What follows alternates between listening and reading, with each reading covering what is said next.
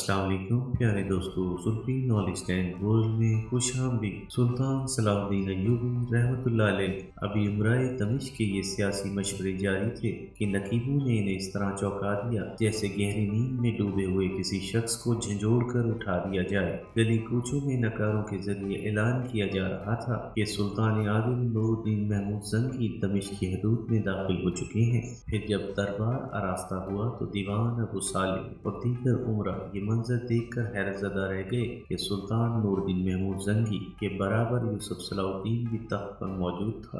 عیار ابو سالم نے خطرے کی بو سونگھ لی تھی، مگر اسے اپنی چرب زبانی پر یقین تھا کہ وہ سلطان عادل کو لفظوں کے پیچ و خم میں الجھا کر اپنے آپ کو صفائی کے ساتھ بچا لے گا۔ مگر اس وقت دیوان ابو سالم حمام کی ساری تدبیریں الٹ گئیں جب سلطان کے سپاہی بڑی بے رحمی کے ساتھ امیر فوزی کو کھینچتے ہوئے دربار میں لائے۔ امیر فوزی نے قسمیں کھا کر سلطان نور الدین محمود زنگی کو یقین دلایا کہ وہ اس جرم میں ملوث نہیں۔ سلطان عادل خاموشی سے امیر فوزی کی زبانی اس کی بے گناہی کی دلیل سنتے رہے۔ پھر ان ستم رسیدہ ماؤں اور باپوں کو سر دربار پیش کیا گیا جن کی لڑکیاں امیر فوزی کی ہوس کا شکار ہو چکی تھیں۔ اس کے بعد سلطان نور الدین محمود زنگی نے امیر فوزی کی سنگساری کا فیصلہ سنا دیا اور اس کے ساتھ ہی اہل دربار کو مخاطب کرتے ہوئے کہا، دمشق کے ایک ایک گلی کوچے میں اسلام کا یہ حکم پہنچا دو کہ ہر گناہ گار کی یہی سزا ہے۔ پھر سلطان عادل کے حکم پر دمشق کے ایک طویل و عریض میدان میں ہزاروں مقامی باشندے جمع ہوئے۔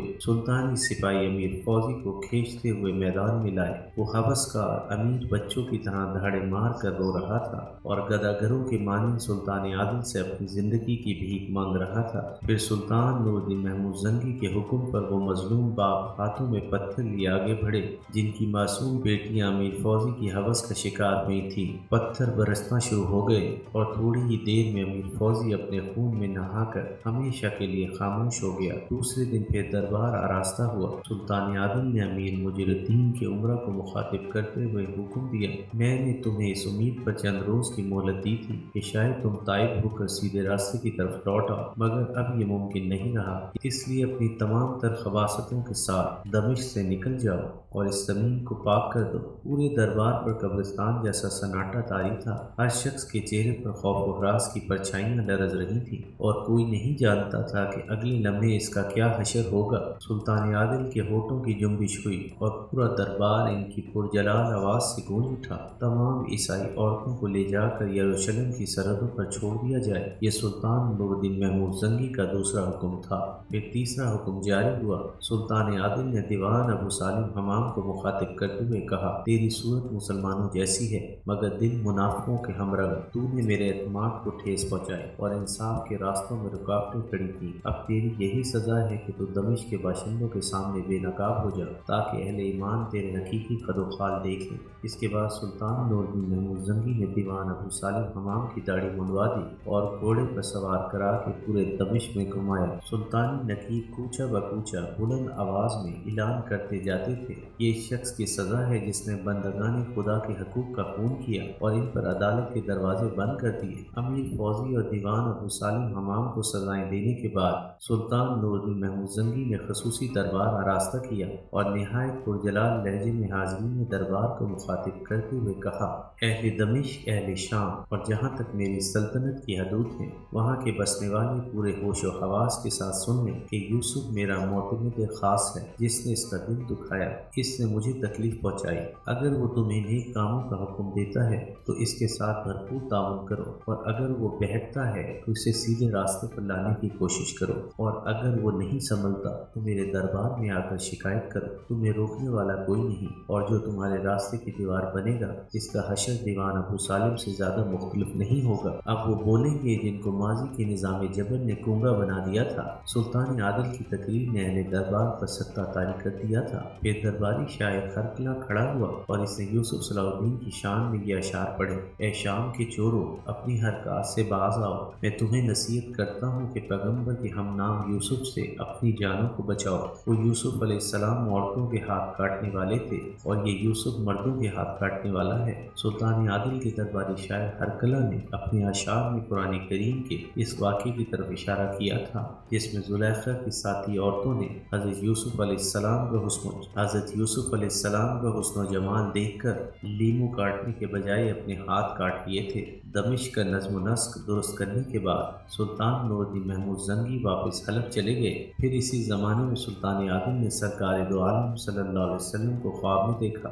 سلطان نور الدین زنگی بظاہر ایک مجاہد اور جنگجو حکمران تھے، مگر در پردہ وہ ایک نہایت عابد و زاہد انسان تھے۔ عام مسلمانوں کی طرح وہ 5 وقت باجماعت نماز ادا کرتے، رمضان المبارک کے پورے روزے رکھتے، لیکن سلطان عادل کا ایک پوشیدہ عمل یہ تھا کہ وہ ہر رات سرور کونین صلی اللہ علیہ وسلم پر بڑے پرسوز لہجے میں درود و سلام بھیجتے، یہاں تک کہ ان کی آنکھوں سے آنسو جاری ہو جاتے اور پھر وہ اسی حالت میں سو جاتے۔ ہر اہل ایمان کی طرح سلطان نور الدین محمود زنگی کی بھی ایک ہی خواہش تھی کہ کسی دن خواب میں رسالت مآب صلی اللہ علیہ وسلم انہیں بھی اپنے دیدار سے مشرف فرمائیں۔ سلطان عادل کا یہ عمل برسوں سے جاری تھا، مگر ابھی تک ان کی یہ آرزو پوری نہیں ہوئی تھی۔ پھر 557 کی ایک رات جب وہ سوئے ہوئے تھے تو دیدار مصطفیٰ صلی اللہ علیہ وسلم سے ان کی تشنہ آرزو سیراب ہو گئی۔ سرور کونین صلی اللہ علیہ وسلم والی شام کو مخاطب کر کے فرما رہے تھے، نور الدین، یہ دونوں آدمی مجھے ستا رہے ہیں، جلدی اٹھو اور ان کے شر کا خاتمہ کرو۔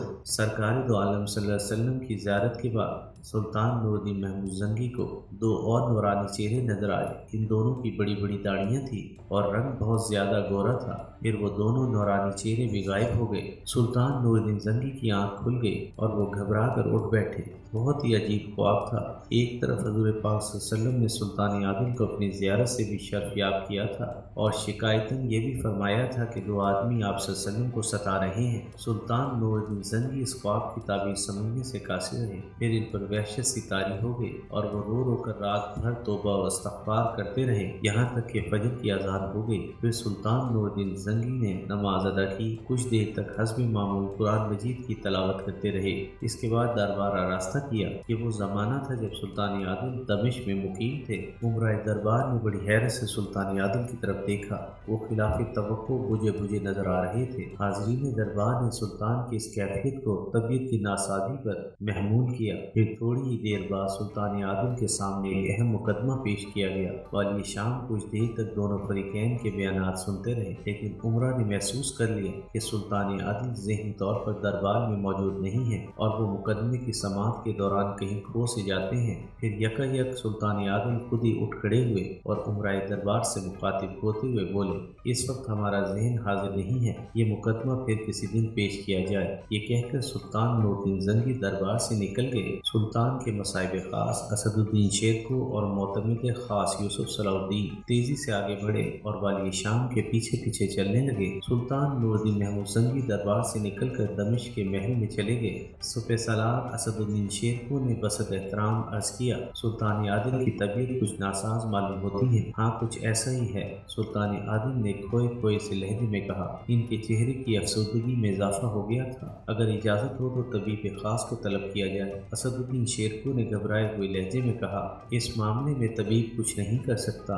سلطان نور الدین محمود زنگی نے پرسوز لہجے میں کہا، تم ایسا کرو کہ فوری طور پر دمشق کے تمام غریبوں میں کپڑے، اناج اور زر نقد تقسیم کر دو۔ اس بات کا خاص خیال رکھا جائے کہ کوئی غریب ان صدقات سے محروم نہ رہے۔ پھر جب اسد الدین شیرکو یوسف صلاح الدین خلوت سلطانی سے جانے لگے تو نور الدین محمود زنگی نے ان دونوں کو روک کر مزید ہدایات دیتے ہوئے کہا، جب تم ضرورت مندوں میں صدقات تقسیم کرنے لگو تو ان سے یہ درخواست بھی کرنا کہ وہ اپنے سلطان کے لیے دعا کریں۔ اسد الدین شیرکو یوسف صلاح الدین نے سلطان کے حکم کو بڑی حیرت سے سنا اور خلوت گاہ سے نکل کر چلے گئے۔ پھر جب وہ دونوں دمشق کے غریبوں میں صدقات تقسیم کر رہے تھے تو ایک ہی خیال ان کے ذہنوں میں گردش کر رہا تھا کہ سلطان کی گزشتہ بیماری دوبارہ ابھر آئی ہے، جسے سلطان عادل اپنی بے پناہ ہمت کے سبب عمرہ سلطان سے چھپا رہے ہیں۔ 4 سال پہلے 553 میں رمضان المبارک کے دوران سلطان سلطان نور الدین محمود زنگی شدید بیمار ہو گئے تھے اور انہیں اپنے بچنے کی بھی امید نہیں رہی تھی۔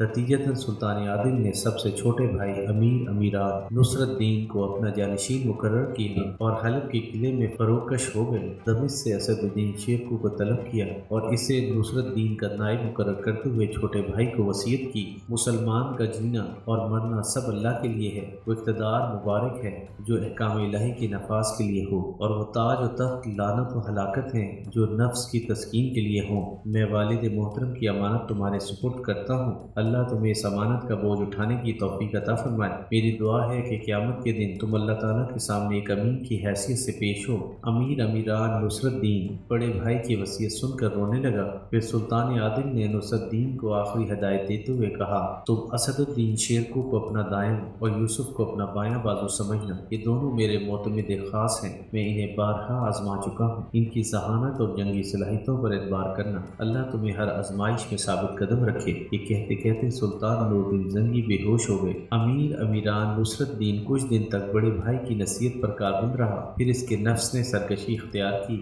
اور وہ پوری سلطنت شام پر قبضہ کر کے اپنی خود مختاری کے منصوبے بنانے لگا۔ سلطان نور الدین زنگی کا چھوٹا بھائی نصرت الدین ایک دنیا دار نوجوان تھا۔ چند سازشی عمرہ نے خود مختاری، حکمرانی اور عیش کوشی کے ایسے خواب دکھائے کہ نصرت الدین ان کے فریب میں آ گیا۔ ان عمرہ میں امین الدین، ابو القاسم، سعید الدین عثمان، حاکم قلعہ عزیز الدین اور حاجب محمد بن جعفری پیش تھے۔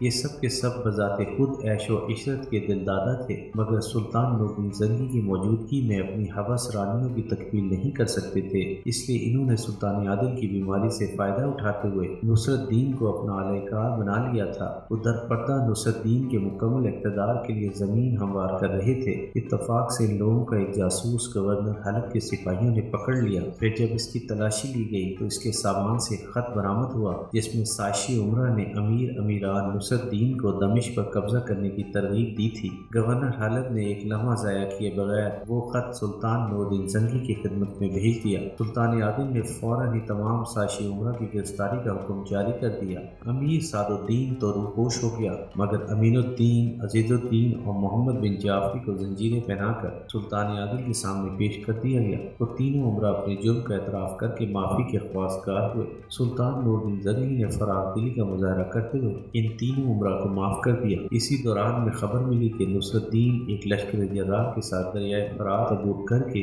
دمشق کی طرف آ رہا ہے۔ اسد الدین شیرکو نے زبردست ہوشیاری اور برق رفتاری کا مظاہرہ کیا اور اپنی فوج لے کر دمشق کی حدود سے نکلا۔ یوسف صلاح الدین بھی اس کے ہمراہ تھا۔ جب نصرت الدین نے اسد الدین شیرکو کی آمد کی خبر سنی تو وہ جنگ کے بغیر ہی واپس لوٹ گیا۔ پھر جب اسد الدین شیرکو اور یوسف صلاح الدین نصرت الدین کے قضیے سے فارغ ہو کر حلب واپس آئے تو سلطان نور الدین زنگی نے ان دونوں کو بیش بہا قلتوں اور انعامات سے نوازا۔ اس دوران سلطان عادل بھی صحت یاب ہو گئے تھے۔ تمام علاقوں کے باشندوں نے سلطان عادل کی صحت یابی کا جشن بڑی دھوم دھام سے منایا۔ ایپیسوڈ 30 اختتام پذیر۔